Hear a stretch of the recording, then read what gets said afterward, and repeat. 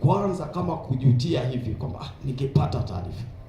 Pata taarifa za ajira, pata taarifa za elimu, pata taarifa za biashara, pata taarifa za vyuo. Yaani ili mradi tu unapata taarifa kinachoendelea.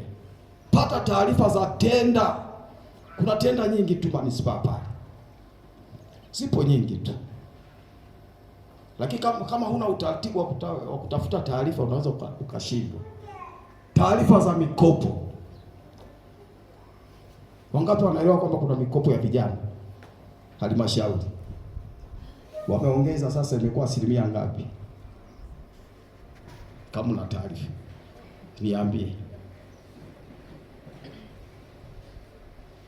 Kulikuwa na matengo mbalimbali waliokuwa wametenga kwa ajili ya vijana, si wenye ulemavu, si wa mama. Kwa vijana wameongeza asilimia ngapi sasa hivi?